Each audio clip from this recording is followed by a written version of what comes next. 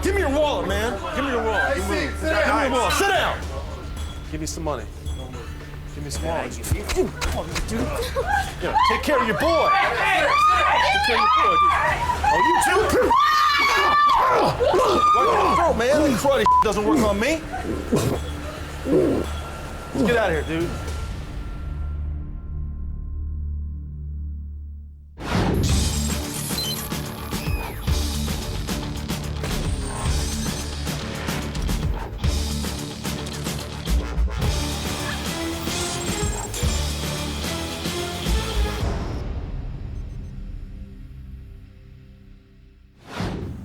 I'm Michael Bain for The Best Defense. Oftentimes in our self-defense training, we imagine that the real world is every bit as open as this parking lot. But what if it's not? What if space is constrained? What if we have to act in a narrow space like a trolley or a bus? The things that we train to do, we might not be able to execute, or might not be able to execute them in the way that we trained. We're going to have to improvise. $2 a piece, guys. Who are you talking to, dude? Come on, man. Yeah, whatever, dude. Man. Give me your wallet, man. Give me your wallet. Hey, Give me your wallet. Sit down. Give me some money. Give me some wallet. Yeah, take care of your boy. Take care of your boy, dude. Oh, you too? Right down the throat, man. That karate doesn't work on me. Let's get out of here, dude.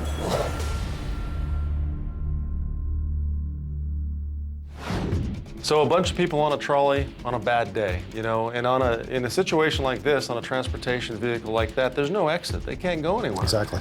We see a guy acting, he takes an action after he sees the first individual stabbed, but because maybe it's not his day, or he didn't practice the technique that he tried a lot, or more importantly, he probably didn't really truly pressure cook that technique under, you know, some real-time stress and some really motivated opponents, it failed him.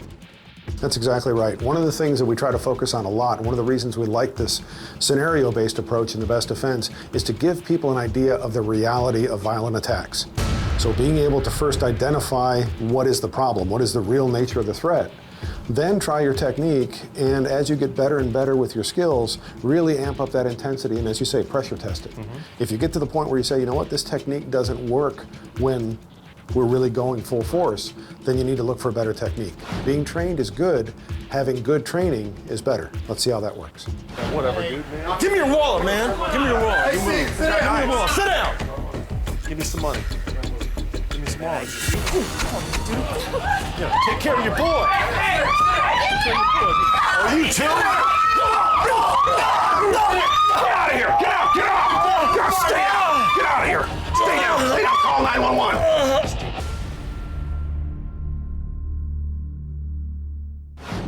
Armed, decisive action oftentimes rules the day. And in this particular scenario, we see a guy deploy a knife, and deploy a knife from a specific position that allows him to truly, you know, have an effect on what's going on that bus. Probably the thought process through his mind is, I don't have an exit. I can't avoid the situation. I can't avoid the fight. So he really doesn't have a choice but to act. And Mike, you used a great technique that I know you teach with that edge weapon. Tell me more about that. Well, basically, as you said, being aware of your situation and being aware of the limitations of it, the more limitations you have, the sooner you have to act. So getting the knife out quickly, getting it out soon is actually better than quick in this case. So having the knife out, being able to get up, again, being positioned so that you're on the aisle, so that you can get up and have some mobility, at least the best you can in that particular environment, and also keeping the knife concealed until the person comes up. When the attack comes, it's actually an integration of pure empty hand technique with the use of the knife. Because in confined quarters, trying to move and use lots of footwork, it's simply not going to work. So the initial motion was a split X, something that we've explored here before on The Best Defense in previous episodes. And then from that, immediately controlling the limb, cutting the arm to cripple it, cutting the leg to cripple it, and decisively stopping the attacker and controlling him at the same time. So we saw an effective knife solution, but if someone's armed with a handgun, they're going to have to use an entirely different thought process. Give me your wallet, man. Give me your wallet. Give me your money, dude. Sit down. Give me your wallet, dude. Faster. Give me some money. Give me money, dude. Stop! Stop! Stay down! Stay down! Call 911!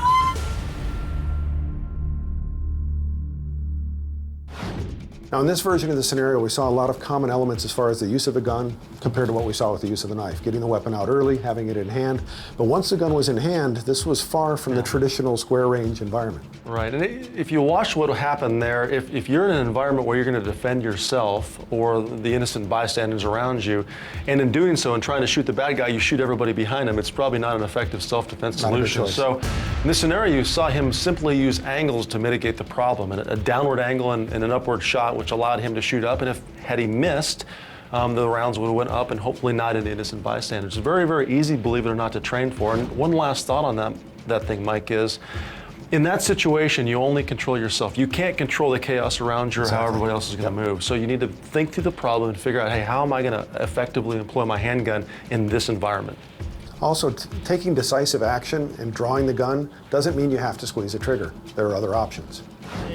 Give me your wallet, man. Give me your wallet. Get off the bus! Get off! Get out! Get out! I'm legally armed. Close the door. Close the door. Drive away. Drive away.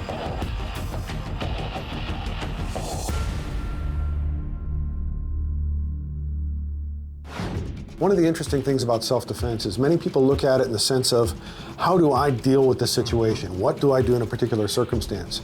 And in many cases, reacting to the circumstance isn't the best bet. Changing the circumstance is even better. Taking decisive action that changes those dynamics. Right, and that decisive action in this particular case allowed him to avoid having to shoot someone. You know, he didn't change his plan, he changed their plan, which I actually like that ending the best. One of the things about the knife solution, the gun solution you saw in the previous scenarios, however, though, are they're situations where you have to train for them. They're not individual techniques that you could pull off without having practiced them. We're going to show you some very simple and effective ways to practice them. That's coming up next. I'm simply going to take a low kneeling position, aim at the headshot, and I can shoot all day long here. 3 good shots. Once again, I did my job. Hold on. Round 2 kicks off with a bang. Oh my goodness. One angler is at a full sprint away from the field. He is fishing on a different planet. Leaving the rest. Win all the money, now you take all the spots. Fighting to stay alive. Coming down to the wire. Jack Link's Major League Fishing. All new Thursday, 8 p.m. Eastern. Only on Outdoor Channel. No matter what, people can count on me to get the job done. So when my prostate cancer returned, my doctor told me that this time can be different with Provenge, a personalized treatment that lets me count on my own body to fight back.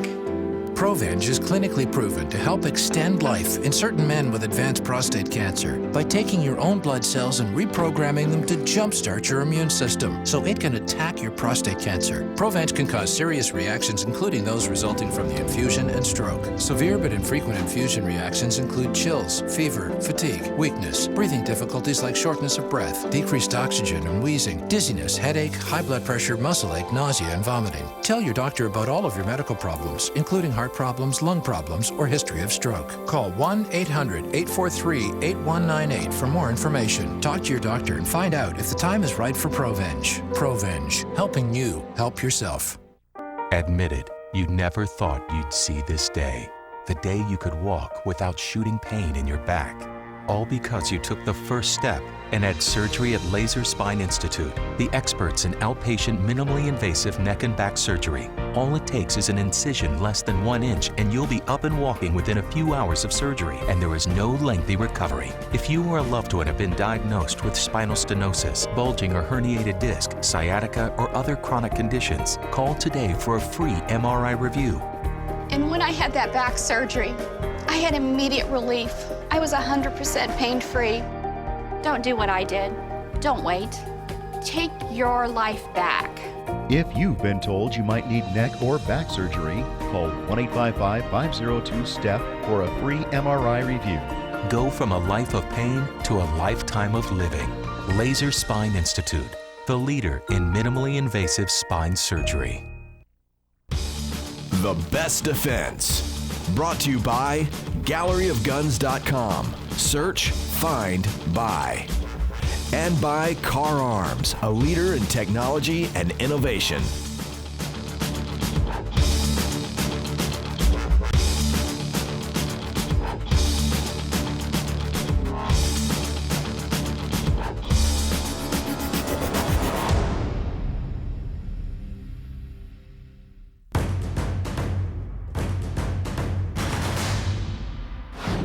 So in this scenario, we had a couple things going on that I want to talk to you about in this training segment. Number one, we utilized the stealthy draw process in the counter assault. When I talk about the counter assault, you had a couple of guys that were hijacking and hurting people on the bus. You know, they were using lethal force.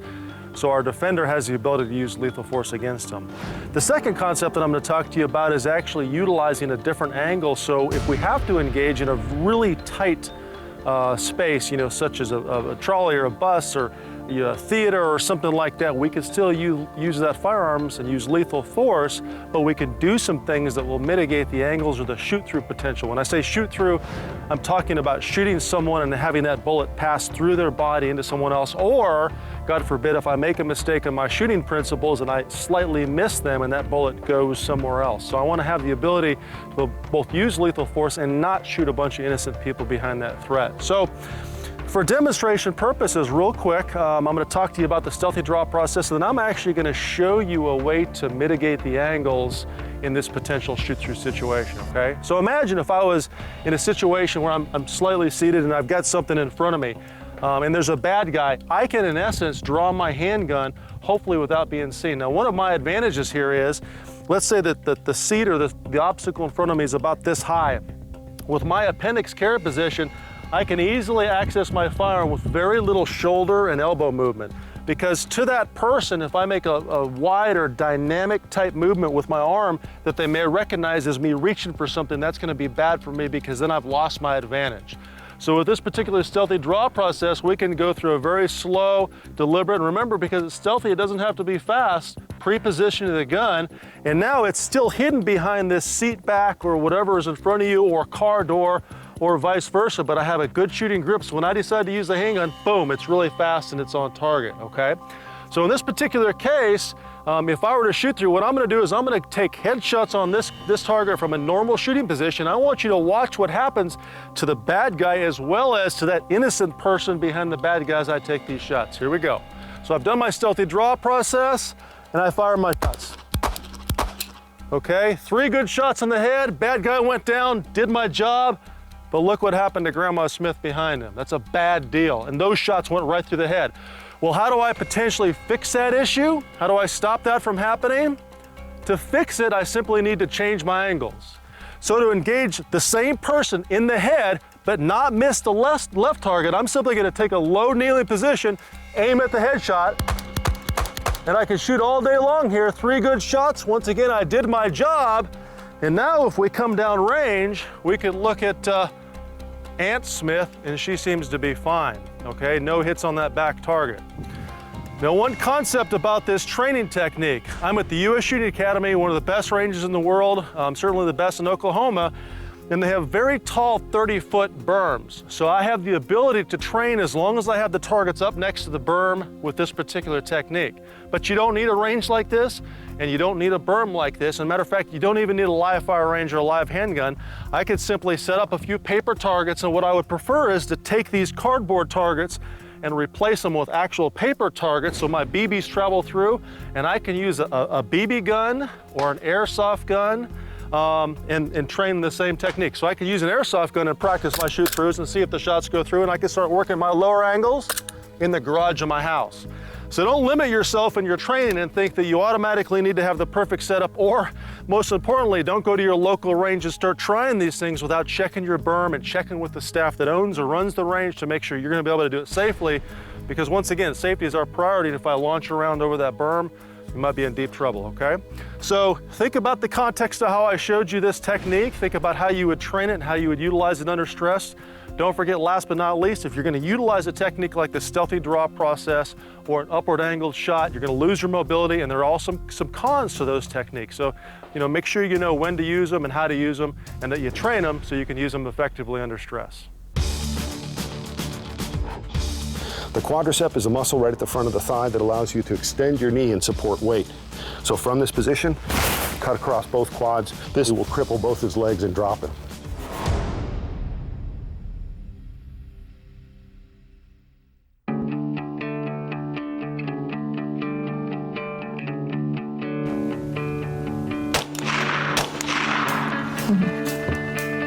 There's no better way to learn how to use a long gun well than to shoot with a Rimfire 22.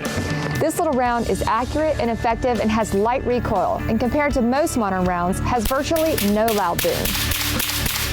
These attributes make it easy to practice proper marksmanship simply because there's nothing to distract you from concentrating on the fundamentals of good shooting. The .22 is the perfect first rifle because no kick and no boom take away the fear that can be a barrier to learning solid basics when you're just getting started. And because it's cheaper to shoot, the .22 long rifle is a platform you'll want to shoot more often, and that's good because that's what it takes when you want to develop the skills for consistent accuracy and proper handling. And it's versatile too. You can find a .22 in single shot, bolt action, lever action, or semi-automatic. There's plenty of options, and you can create almost any configuration to complement a larger bore rifle. With the right setup, a .22 shooter can go from recreational plinking to small game hunting and even to long-range precision shooting, all on the same platform. That's why the time-honored .22 earns a place in any gun owner's safe.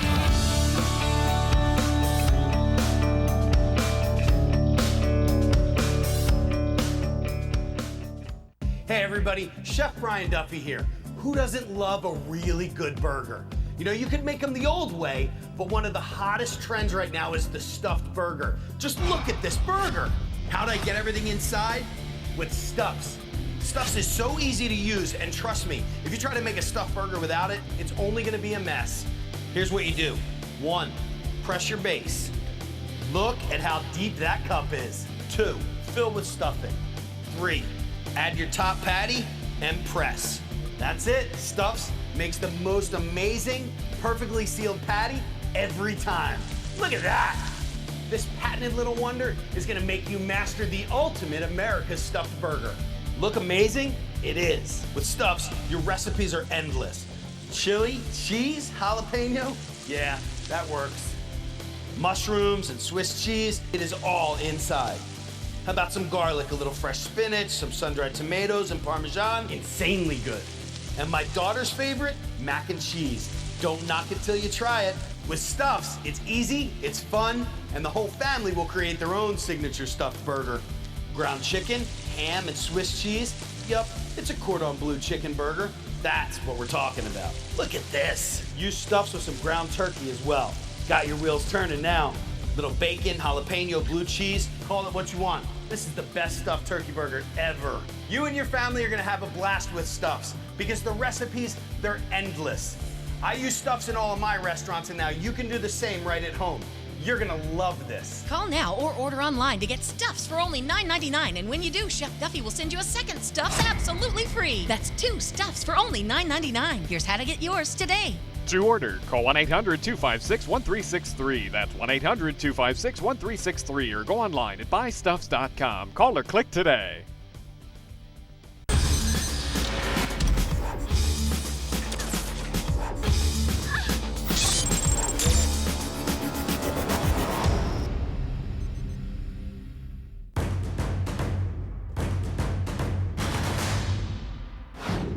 When you're defending yourself with a knife, if you're in close quarters, you may not have the ability to use footwork as part of your defense. You may have to default to empty hand technique that really works in tight, confined spaces. So what we're gonna do is demonstrate how you can use empty hand technique as a basis for knife technique. First of all, this is Bob Lemons. Bob is an associate instructor in Martial Blade Concepts. Thanks for helping me out, Bob. I appreciate it.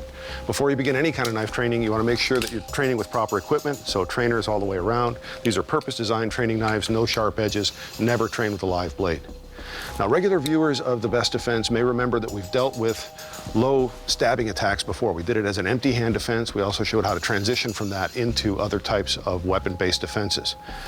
So we called it a split X. Basically, Bob is gonna stick me in the gut. That's the attack that I'm concerned with. So what I wanna do with the split X, I'm basically blocking high and low. My right arm goes high above his elbow, my left arm goes low.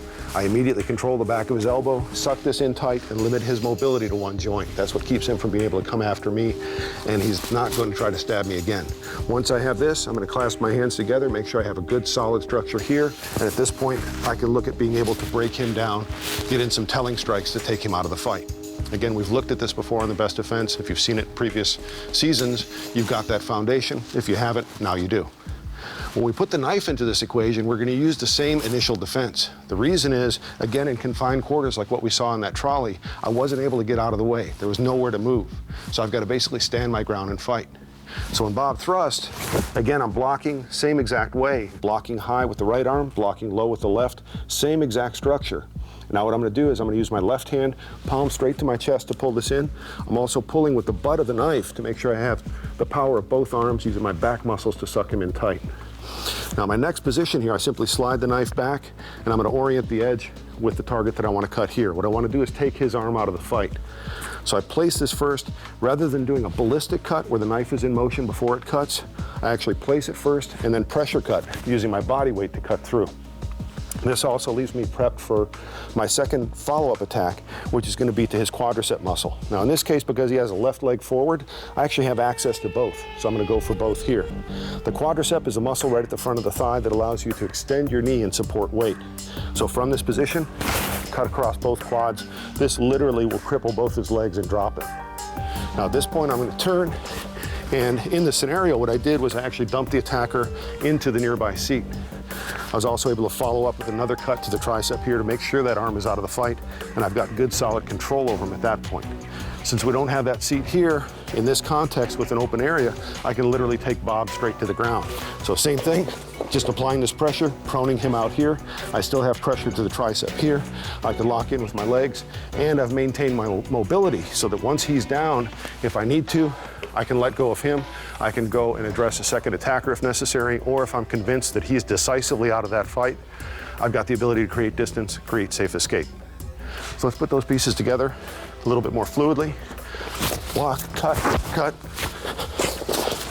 and down to the ground here. Again, follow-up cut is prepped here. I can cut this. If I didn't get what I wanted off the legs, I've still got stomps to the legs, I've got cuts to the Achilles tendons. There's a lot of ways that I can follow up and take him out of the fight.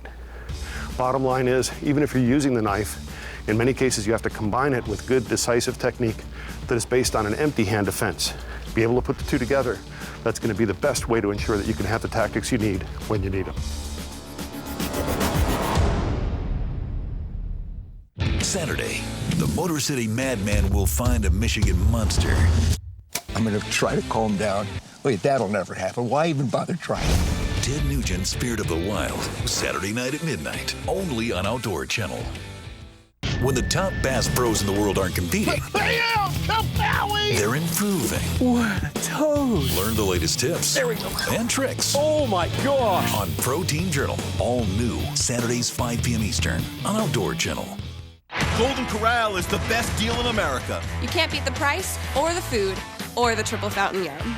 For one low price, it's everything you love at Golden Corral, including the incomparable triple fountain yum. Only at Golden Corral. Best deal in America. Period. We use this board to compare car insurance rates side by side, so you get the same coverage, often for less. It's one smart board. What else does it do? Reverse gravity? Split atoms? Hey, how's that atom splitting thing going? Oh! A smarter way to shop around. Now that's Progressive. Call or click today. Holy great one. Hey, buddy. Oh, hey, Flo. You want to see something cool? Snapshot from Progressive. My insurance company told me not to talk to people like you. You always do what they tell you? No. Try it and see what your good driving can save you. You don't even have to switch. Unless you're scared. I'm not scared. You know, we can still see you. No, you can't. Pretty sure we can. Try Snapshot today. No pressure. Line up your shot because Primos is bringing you all new episodes on Thursday nights. This is what I live for. From the outlaws of the outdoors. You have the right to remain silent. To the superstars of rod and reel. Game time right now, boys. Yes! The call is taking them deep into the backcountry. Buck fever is here to stay. For a season filled with thrilling episodes. If it can happen, it will. Did you see that? Primos Thursday night calls of the hunt, starting at 7 p.m. Eastern. Only on Outdoor Channel. The Best Defense. Brought to you by galleryofguns.com. Search, find, buy. And by Car Arms, a leader in technology and innovation.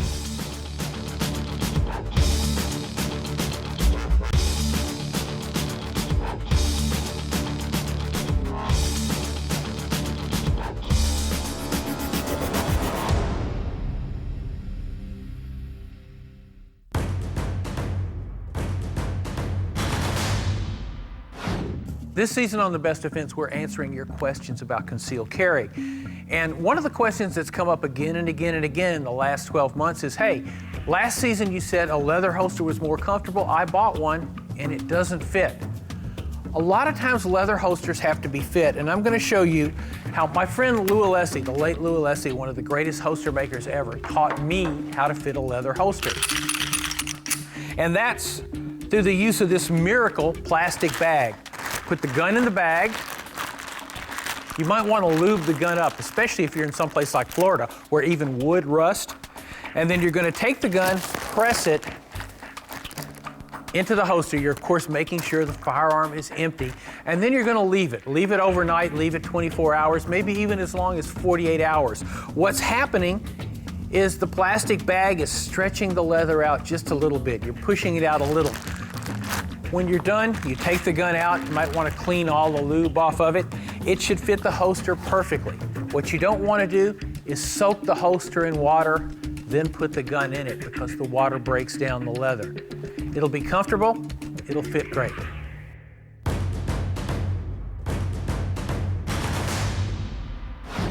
In today's scenario, as soon as the robbery commenced, the use of deadly force to stop the robbery was warranted, but perhaps not the wisest choice.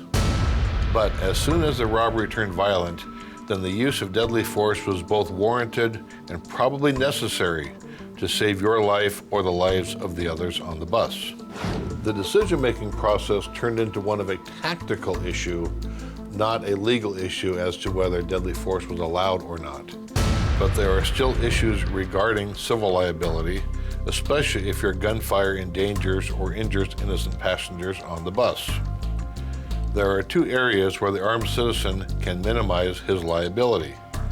The first is taking the shot with no bystanders behind the robber, and the second is making sure you hit your target. Along with the second, there is a consideration as to the type of ammunition one would want to use in a crowded environment. High velocity, rapidly expanding hollow point bullets are the best option for the armed citizen in an urban area to prevent overpenetration and reduce the risk of collateral damage. The key point here is in a constrained space, our actions are also going to be constrained. We may not have an exit. We see an aggressor coming toward us, attacking other people. We have a pretty good idea of what's in our future. For a concealed carry holder, this is sort of a worst case situation. You're surrounded by other people. They're very close. So if you want to successfully bring your gun into play, you're going to have to change your relationship to those people. Something you need to think about because every day, every one of us spends time in spaces where we don't have the same options we have in this parking lot. I'm Michael Bain for The Best Defense. Stay safe.